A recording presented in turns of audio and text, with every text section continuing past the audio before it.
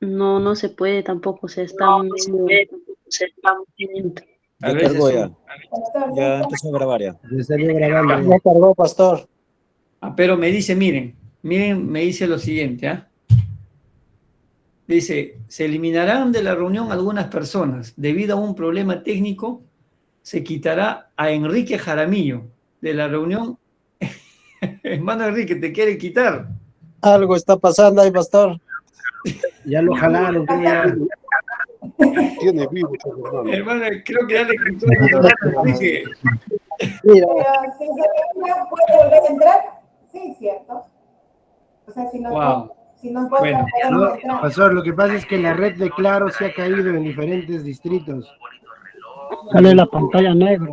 Recién acaba de volver en algunos distritos, Sí. se ha caído la red de Claro. De mí lo que han estado compartiendo no salía. Yo tengo Claro, justo la señal Claro, por eso me parece que está fallando, porque lo que han compartido no se mostraba en mi pantalla, yo solamente les estaba escuchando. Se estaba como cargando. Bueno, ya. Creo que la mayoría de los operadores están graves. Yo estoy con Vitel y este problema igual está. Me dicen si O sea, que se va y que viene. se visualiza mi pantalla en No, blanco, pastor. Ah, Negro, sale negro. negro. Wow. Miren, ¿qué es lo que vamos a hacer? Rápidamente, métodos más auténticos. Vamos a hacer un listado de métodos más auténticos, según lo que ya hemos trabajado en esta primera parte. Nuestro propósito aquí es ejecutar métodos de alta autenticidad mediante lectura guiada para lograr una interpretación bíblica fiel. Claro, tiene que ver con este criterio, ¿no? Los métodos más auténticos siempre van a estar ligados a que nos van a permitir estos métodos a tener una interpretación lo más cercano posible a lo que quiso decir el autor.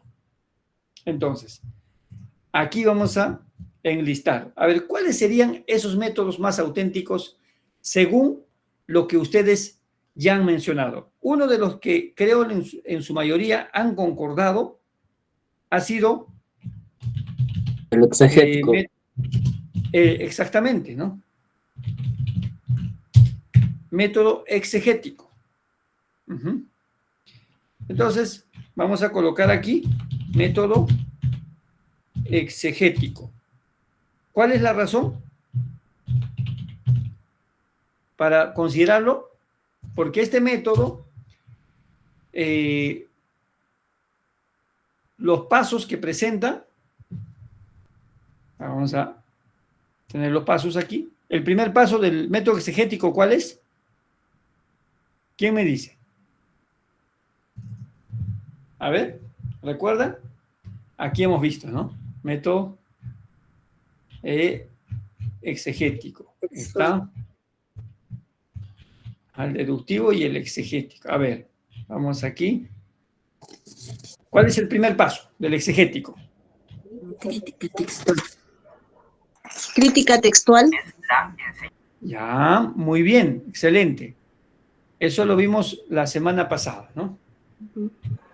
He abierto método inductivo, aquí está. Muy bien.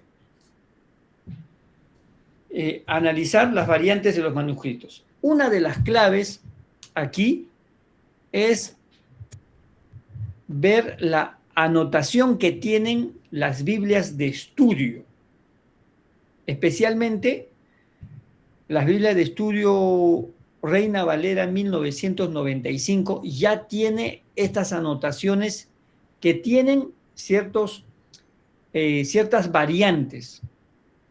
La Reina Valera, si bien es cierto, es una Biblia bastante referenciada, es una Biblia bastante utilizada desde hace muchos años atrás. Entonces, no lo ha cambiado en su contenido dentro del texto, sino ¿qué es lo que ha hecho? En la parte inferior de la Reina Valera 1995, ha hecho algunas anotaciones de estas variantes que se presentan en el texto, que se ha encontrado en los manuscritos, solamente lo van a encontrar en la Reina Valera en sus anotaciones. Lo van a encontrar también en la Biblia Thompson, pero la actualizada. Y donde sí van a encontrar puesto en sí el texto, ya con la variante, es en la Biblia textual. No sé cuántos de ustedes tienen la Biblia textual.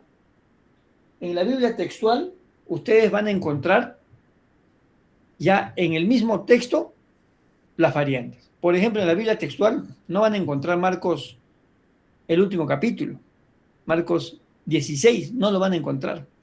¿Qué van a encontrar? Van a encontrar una anotación que dice que en los manuscritos más antiguos, el capítulo 16 de Marcos no está. Desde una parte de los creo que es versículo, no me acuerdo exactamente, en adelante no está, donde dice el texto que utilizamos para lo que es la evangelización, ¿no? Para decir a los hermanos que tienen que, donde dice, id y predicad el evangelio a toda criatura, eso ya no está. Ahora, ¿quiere decir que entonces no hay que salir? No, porque hay otros evangelios que sí hablan acerca de eso. Entonces, la Biblia textual te va a decir por qué razón es que Marcos, ni siquiera Marcos no lo ha incluido, sino ¿por qué? Porque Marcos escribió originalmente. ¿Por qué es que más adelante otros otros copistas, porque copiaban, ¿no? Copiaban para reproducir, ¿por qué otros copistas lo han introducido?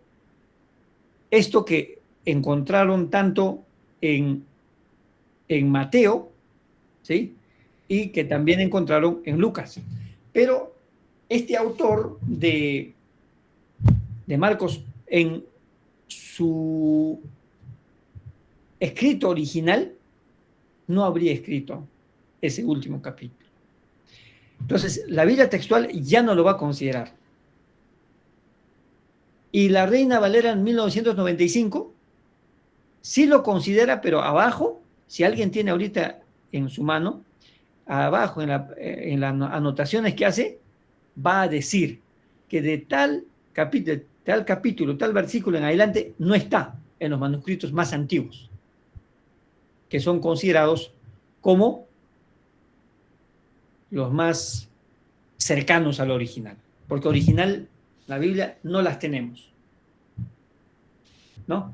Entonces, clave para este primer paso, tener una Biblia de estudio y tomar en cuenta la anotación que hacen estas Biblias en la parte inferior.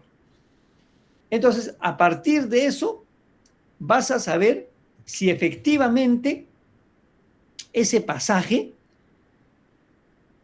está conforme o tiene algún problema de crítica textual, para que de acuerdo a eso puedas iniciar el análisis gramatical, ¿no?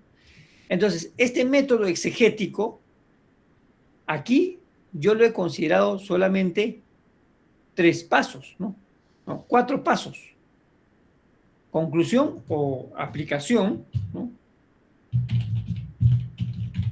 ¿Por qué? Porque los autores, algunos de ellos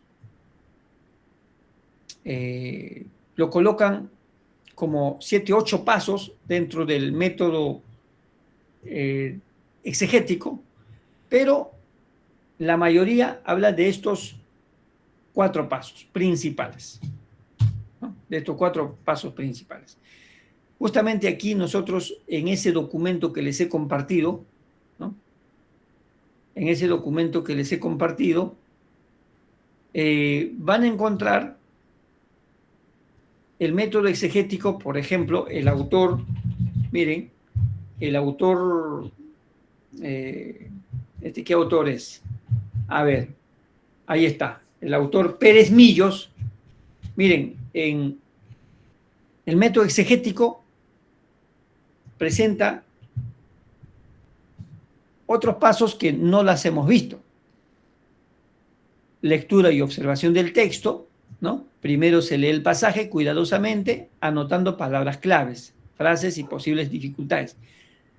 Como paso 2, investigación lingüística, ¿no? El idioma original, hebreo, griego, para comprender el significado preciso de las palabras. Luego habla del siguiente paso como contextualización. Es importante analizar el contexto histórico, cultural y literario, ¿no?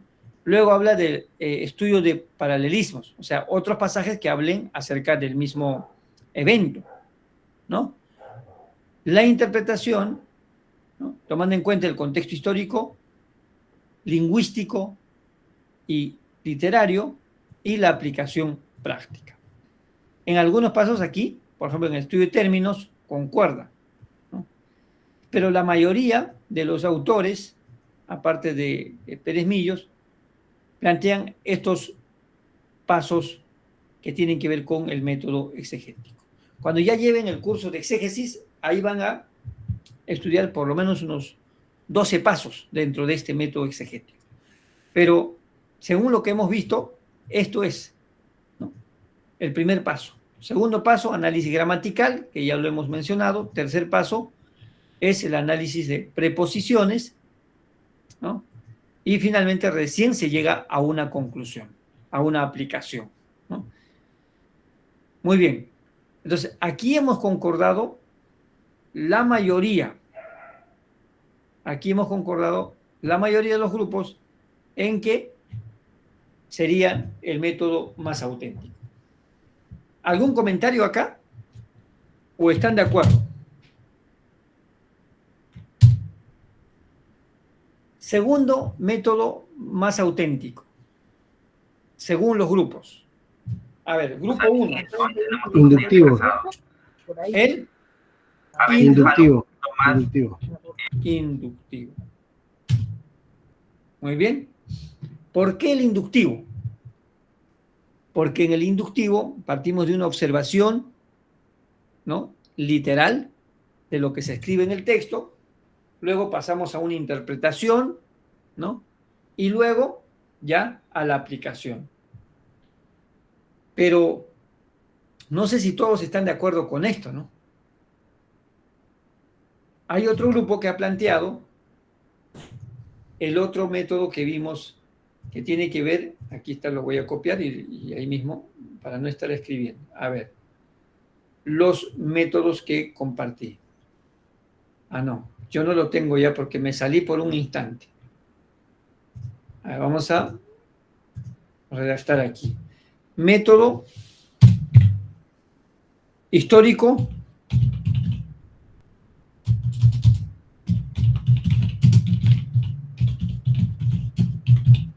crítico.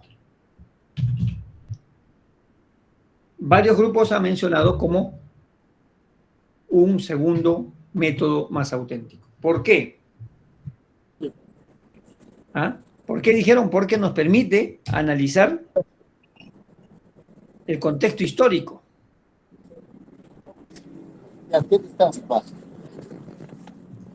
Después, ¿qué otro método más dijeron? El método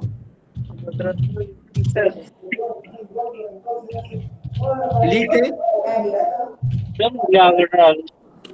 Sí, a ver, se ha filtrado un audio. ¿Quién es? A ver, nuestro hermano.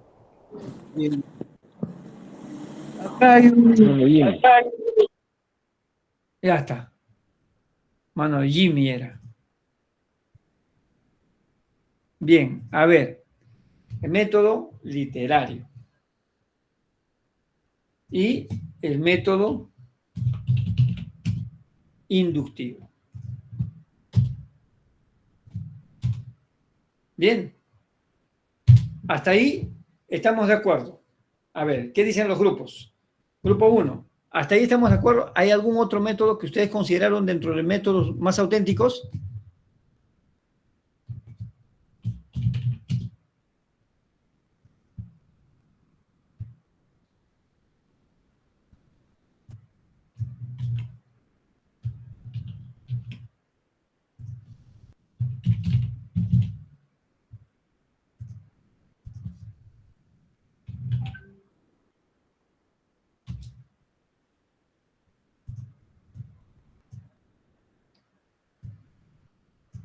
¿Me escuchan? Parece que se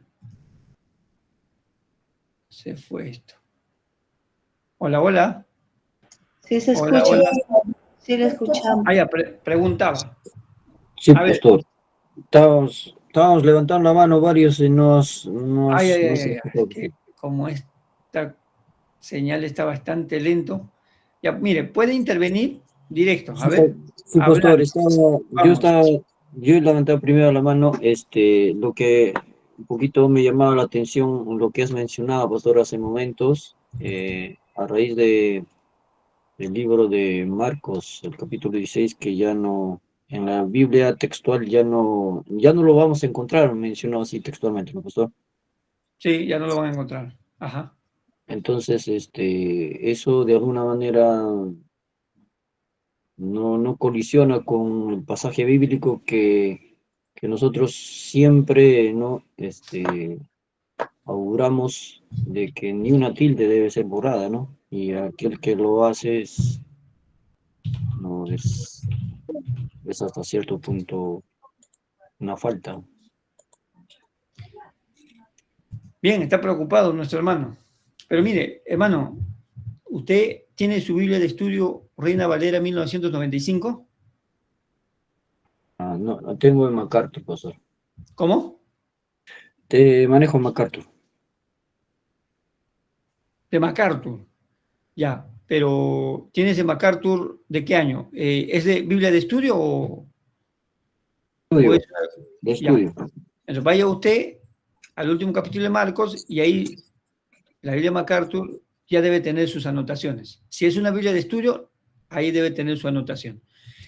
Porque también tiene que ver con las actualizaciones, con las ediciones, ¿no?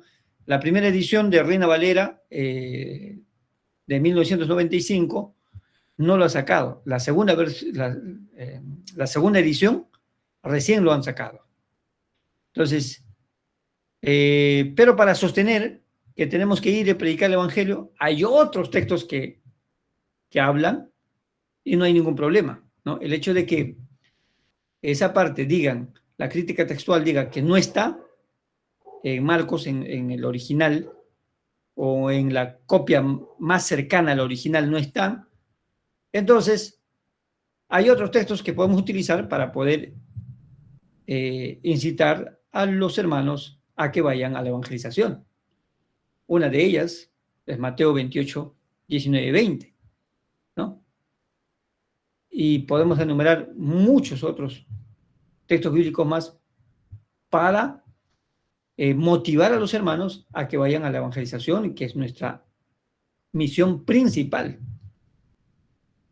¿Ya? Entonces, la crítica textual te va a poner, como quien dice, en conflicto muchas veces de algo que ya nosotros sabíamos y hemos dado por sentado que sería así. Pero nuestra propia Biblia de estudio, Reina Valera 1995, va a decir lo contrario. No lo va a quitar, pero abajo va a hacer una anotación indicando que esa parte no se encuentra en los manuscritos más antiguos. ¿Y por qué? Porque es que, ¿qué relevancia tiene el hecho de que no estén en los manuscritos más antiguos?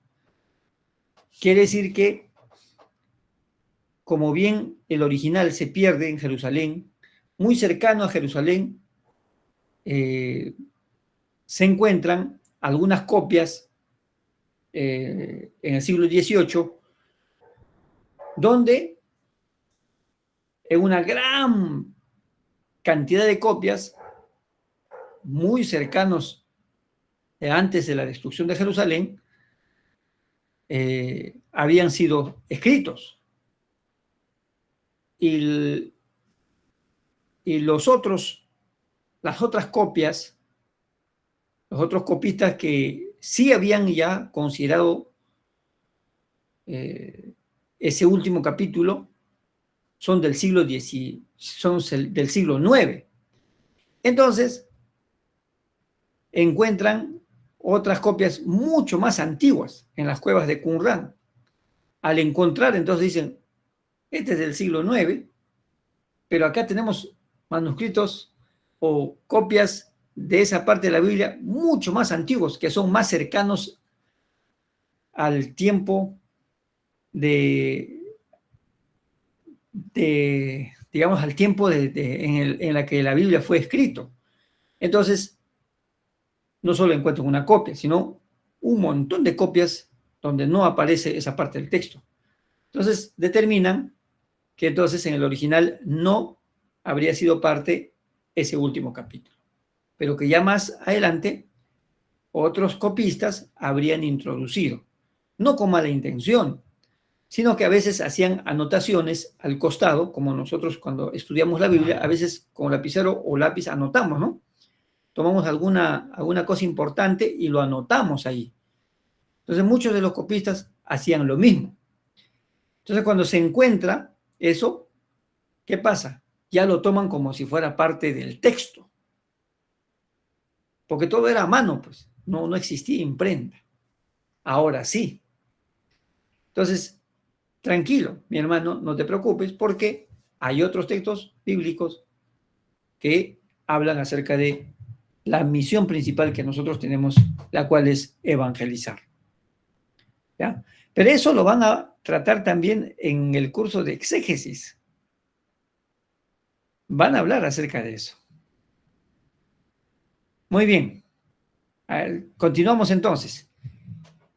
Dentro de la clasificación de los métodos más auténticos, entonces encontramos el método exegético, porque los pasos que presenta nos va a llevar a estudiar, tal como ya lo hemos mencionado, ¿no?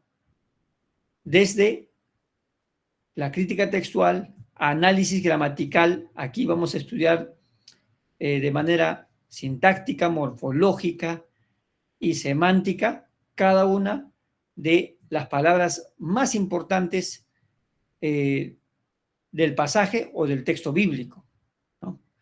Luego se va a hacer también análisis de las preposiciones que nos van a permitir ver cuál es la causa y efecto que tiene esa preposición, ¿no? ¿Qué significa en? No solo en nuestro contexto, sino en aquel contexto, qué significaba, ¿no? Tal cual lo vimos en el ejemplo, ¿no? Todo lo puedo en, ¿no? Esta preposición en, hay que estudiarlo, qué es lo que realmente está indicando, ¿no? Para decir qué es lo que quiso decir el autor, por qué utilizó esta preposición y por qué no utilizó otra preposición que no es en. Entonces, hay una razón por qué el autor utilizó esta preposición. Y entonces esto es importante estudiarlo para que nosotros podamos descubrir en realidad qué es lo que quiso decir el autor. Luego de pasar por estos 3 pasos, recién estaríamos listos para hacer una conclusión y luego la aplicación.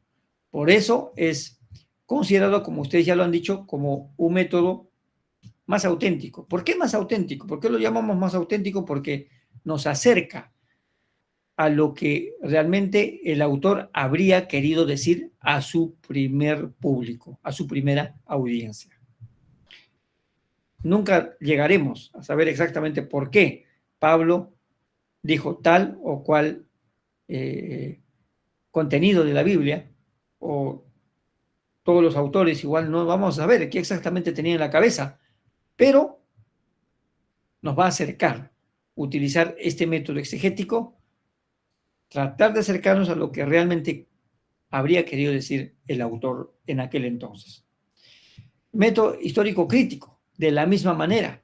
Ya los pasos nosotros lo hemos visto, de tal manera que este método de histórico crítico pues nos permite también hacer un estudio de la historia de aquel tiempo, del contexto histórico, porque como ya bien les dije, hay contextos en los que el contenido de la Biblia está escrito que han cambiado.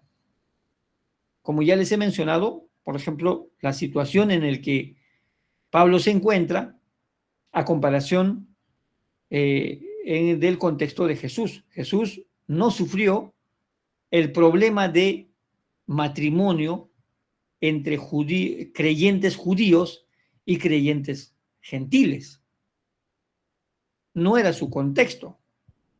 No era parte del mundo en que vivió Jesús. Por eso él no habla acerca de este tema absolutamente nada, porque no era una situación que estaba pasando. Pero cuando ya Jesús se va, ¿no? Y llega el Espíritu Santo, se inicia la iglesia primitiva. Pablo y Pedro son llamados, uno a los gentiles, el otro a los judíos.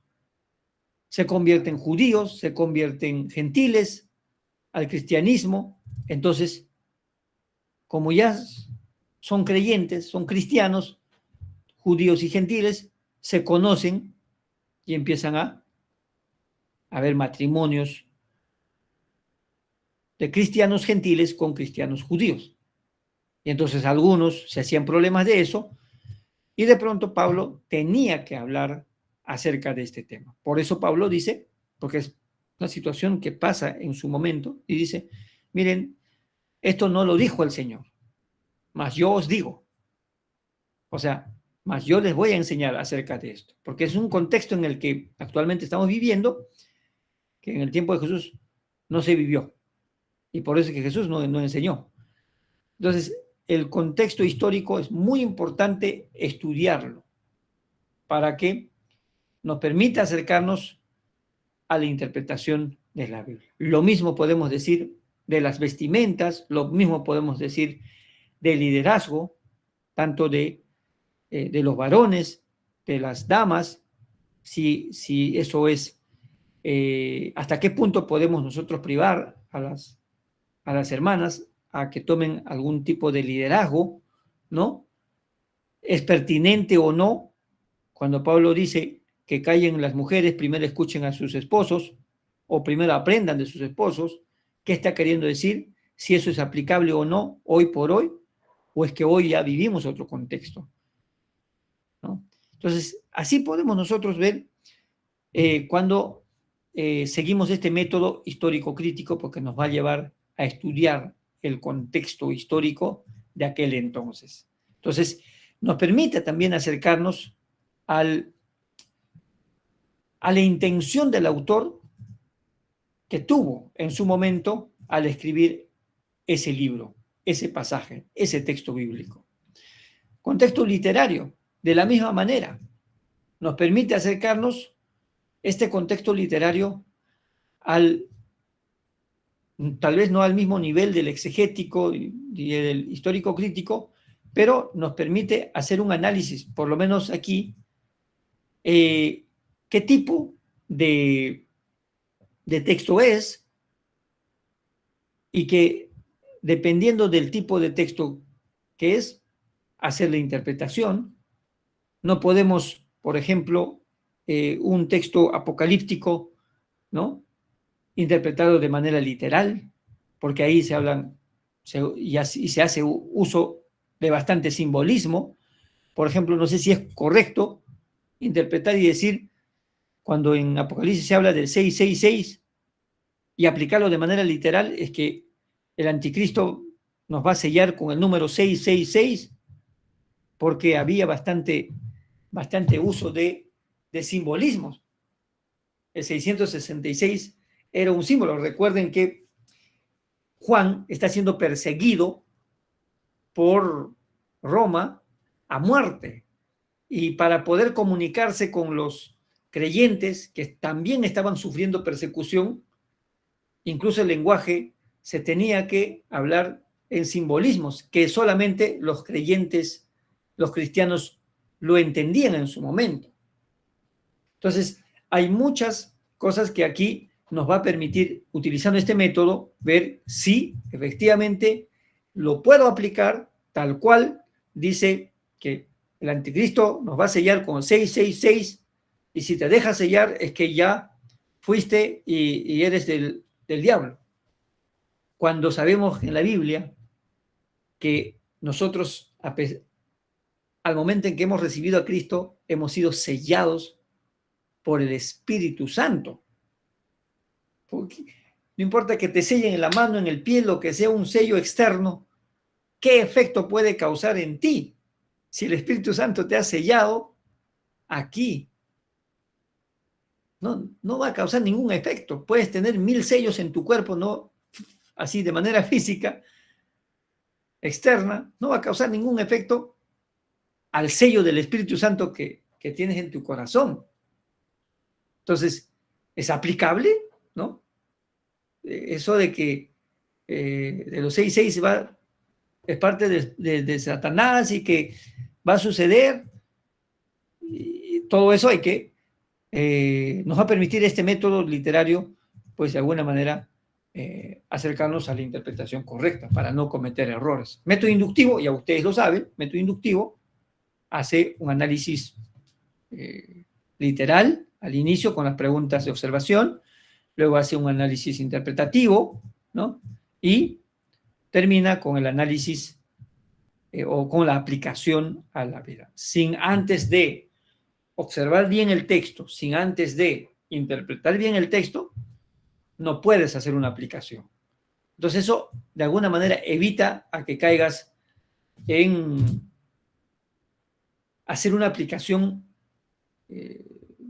superficial, ¿no? Porque ya has hecho un análisis, una observación minuciosa del texto, una interpretación y luego recién la aplicación. Entonces, evita a que puedas cometer errores. Entonces, podríamos decir aquí, dentro de la lista de métodos auténticos, estos 4. Pero hay un grupo que consideró un método más, que me falta aquí. A ver, y lo vamos a conversar.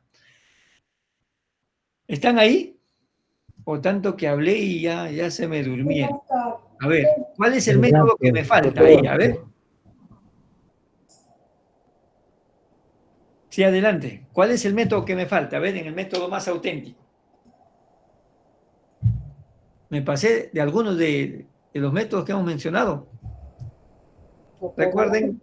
Sí, adelante.